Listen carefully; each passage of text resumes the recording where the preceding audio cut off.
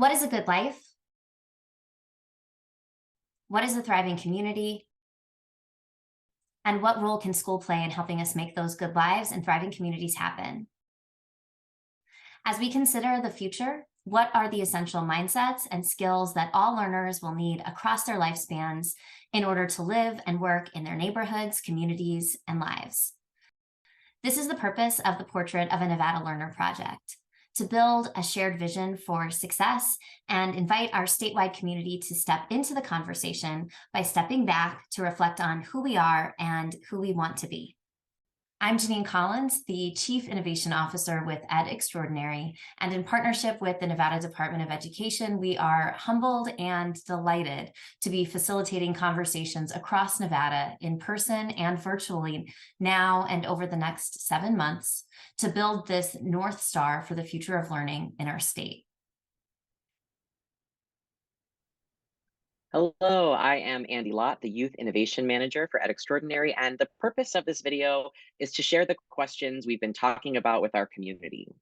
On October 25th and 26th in 2022, the Nevada Department of Education hosted a convening in Las Vegas with nearly 200 community members from across the state who gathered to learn, discuss, and reflect on what we want when we think about the future of learning.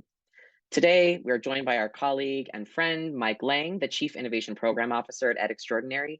And among us, we have a combined total of over 30 years teaching experience. We've taught different ages and subjects and have worked in classrooms alongside school leaders. And now we're all at ed.Xtraordinary with a mission to continue to make things better by connecting, creating, and sharing towards the future of learning. So, what's exciting about this portrait work for you? I think what excites me really is this. It seems like we're putting an onus on creativity and individuality, but at the same time, using our talents to be collaborative in order to move everyone forward. And so that really sparks a hope in me that this might be something that benefits us all. I'm just excited to be able to hear from so many different voices. I think sometimes we think we have a lot of things not in common, that we see the world differently.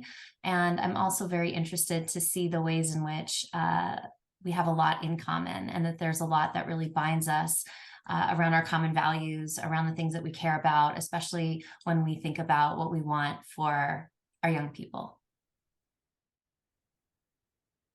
And I think that brings up great questions. What do we want for our young people? What do we want them to know and to do? Who do we want them to be? And who do we need to be as learners across our lives in order to thrive? As we prepare to take the concepts of that convening to a virtual conversation across the state, we thought about how to capture the insights and revelations and share the flavor of those experiences with you. We wanted you to be excited to participate in the portrait survey, to offer your insights about what is important. So we hope that you'll do that tonight. And once you've completed, pass it on to friends, young people, or voices that you believe need to be included. We spoke with our state superintendent of public instruction, Joan Ebert, and the superintendent believes the time to reimagine our approach to learning is now. And she spoke with Janine a little bit about that. Let's listen. I took away from the 2 days with hundreds of people that our community is ready. And they're beyond ready. They almost are like, what's taking you so long? This is really what we want. We want our students to be able to have durable skills. We want our students and our parents at the table making decisions on what is best for their learning and their learning environment. Still remember the one young lady who stood up, 8th grader, and it was the end of the first day, and she just spoke with such eloquence of how excited she was to hear the adults in the room talk about her learning and how everyone wants to make sure that she's successful and that her voice is heard. I think she got I don't think, I do know she got a standing ovation for her words and sharing out. And so those 2 days were just the beginning of where we are headed as a state and how we are going to lead this nation in thinking differently about what our students know, what they're able to do, the skills that they take with them outside of a K-12 learning environment and on into adulthood. What are you most interested? We're going to be able to talk. We're talking with Nevadans as we move towards building a draft portrait. And then for the better part of this work from January to June, we're going to be engaging in conversations to really respond to that draft, to really make sure that we can get it right. What are you hoping to learn from the conversations with so many different Nevadans as we move ahead? Our Nevadans are innovative. We've always been resilient in the work that we do. And at this moment in time, when we come together and truly listen to each other, during the convening, the 2 days, we spoke a lot about communication and two-way communication, critical thinking, the resilience that needs to show up for our students in this work.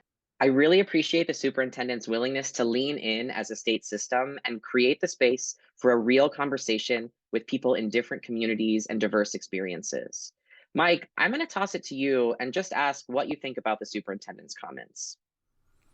Really struck with the superintendent's sentiments about the time being right now. I think the environment, the desires of our communities and plurality kind of are leading us toward this goal, this portrait, this reimagining of what Nevada could look like in decades to come. And so I applaud our superintendent for leading us in this direction.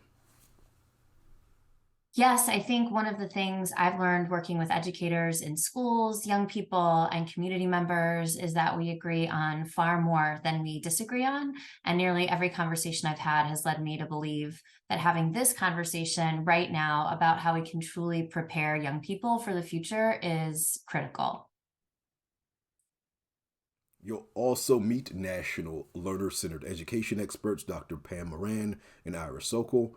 Their creative leadership in Virginia demonstrates what's possible when communities come together around the power of a portrait and align what young people are given to do with the things they are asked to know. Pam talks about what learning changes can actually happen for young people when a portrait exists.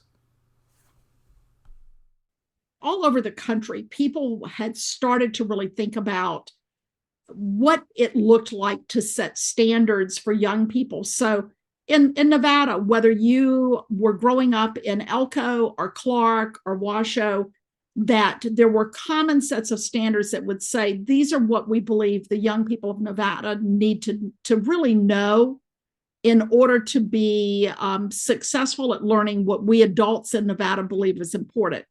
The same thing happened in Virginia, it happened in Utah, it happened in Vermont. It was going on all over the country. And then we had this thing called the No Child Left Behind Act of 2001, which really set in motion some high levels of accountability for every state. I had a superintendent who came back from an Apple executive conference, and he walked into our cabinet meeting on a Monday morning and kind of pounded his hand on the desk and said, I want every student in Albemarle County to be able to make an iMovie. And we're all looking at each other going, what's an iMovie? But when we started to unpack what he was really talking about, what he was really trying to communicate is we do not want to become a test prep machine in our schools where the only thing that we're worried about is whether our kids are going to pass a test or not.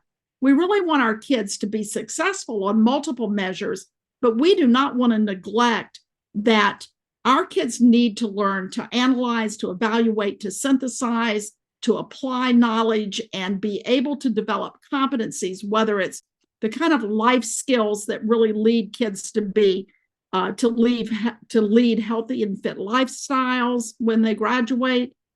So thinking about the physical domains of learning where people become healthy individuals and sustain that for a lifetime, or whether it's kids graduating with the capability to plan and conduct research. And one of the things that we started to do was to work with our teachers and to get them to really test bed how would we build out units that really get at higher levels of work, deeper learning, if you want to use one of the terms of today, that really take kids beyond just learning what they need to pass a state test. What we really went after was bringing teachers together. They built some units, piloted units, came together after a year of really hard work and said, here are 12 ways that our kids were learning competencies that are incredibly important for them to be successful in school, as well as after they leave school to be successful in the workforce, as citizens, and in their communities and in their homes. And so we went after that. And one of the things that started to emerge is that when you start to think about whether it's through that competency lens or that portrait of a Nevada learner lens, that when people start to really wrap around that, they start to ask questions about how do we spend our resources, our budget? How do we really make sure that our teachers are getting the professional learning opportunities they need to be able to teach in ways that are deep and really take kids beyond just learning the basics, but to really go to those higher levels of learning? How is it that we really think about what we're going to assess? How do we really create assessments in our local divisions or districts, as it is in Nevada, that will really show our parents what our kids are learning to do, not just what they know? So all of a sudden, each piece of the puzzle of what happens inside the system starts to align. I've been a very vocal proponent in terms of students or learners or all levels of the education process being creators of things, creating tangible products, being asked to utilize their knowledge in ways that can be seen and felt and demonstrated. And so I think the portrait definitely lends itself to that kind of thought.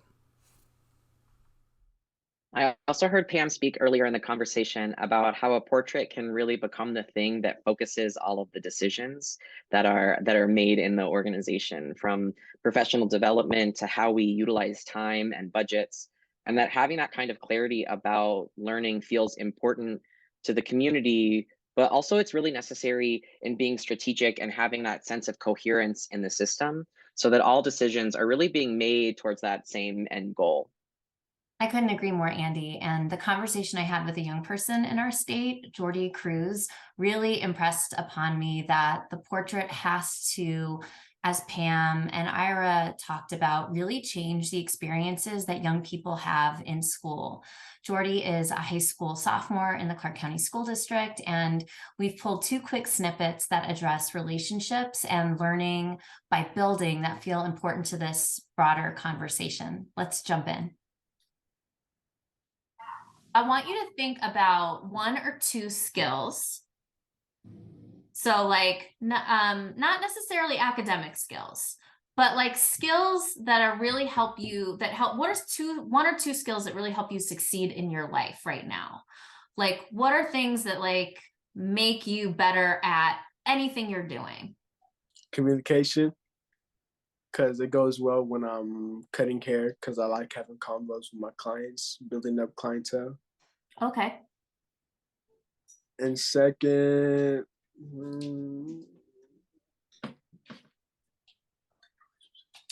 building relationships,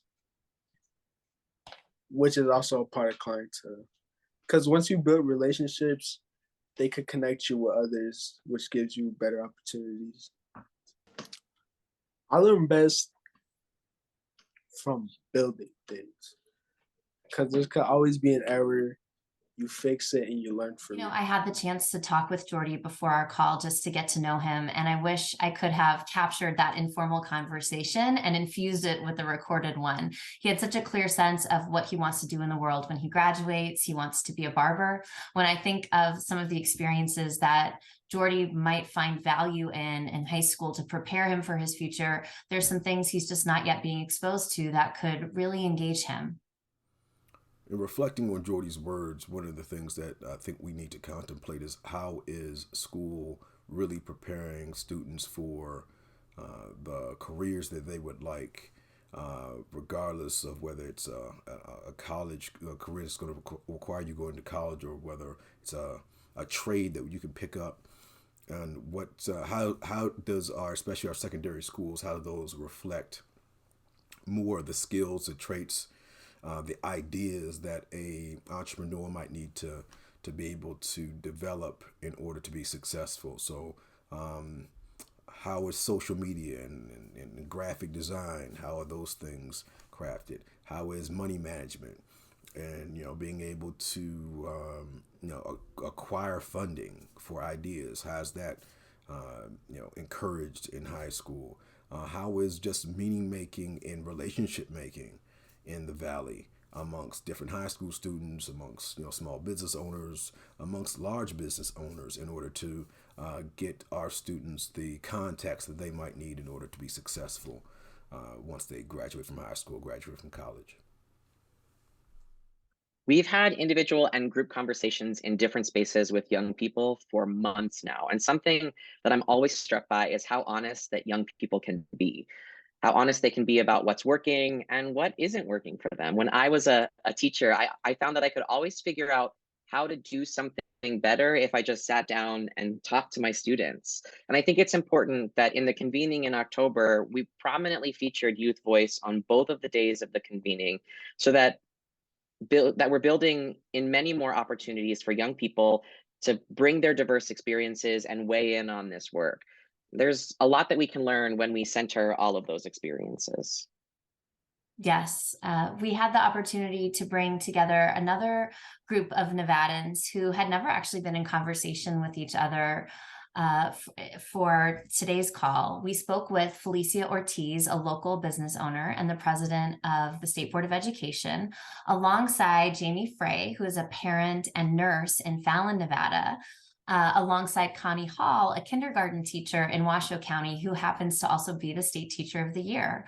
One of the most interesting parts of the conversation for me was reflecting on the durable skills that have mattered to them most in their lives so that they could succeed. Let's listen. I wrote 2 down from that wheel, and actually one of them was growth mindset as well, Connie. And one of the things in my adult life that comes to my mind is, I think it's a quote of some sort: if you always do the same thing, you're always going to get the same result. So there's just so many different ways to think and grow, whether it's I'm trying to focus on my home life right now is what I'm saying, and the farm. If we've tried to do a lot of regenerative ag more recently, and it's a whole different mindset, and I'm excited about it, to grow and do things in a different way. Also mindfulness, which is another one on that wheel that caught my eye. I'm a mom, and I try to just really focus on listening to what my kids are trying to tell me, and focus on what they're saying, and really listen to them, and being mindful of what's going on around me, because it's so easy to get caught up in what you're doing every day, and cooking dinner and doing laundry and doing all the other things, but to really be mindful of what our kids are telling us. And then the next one, also in your work life, and the 2 I wrote down for me being a nurse, the 2 that caught my eye was critical thinking and communication. Those are 2 critical things that I think in any career, communication is key, and feels good to critical think, to use our minds and use them in a good way.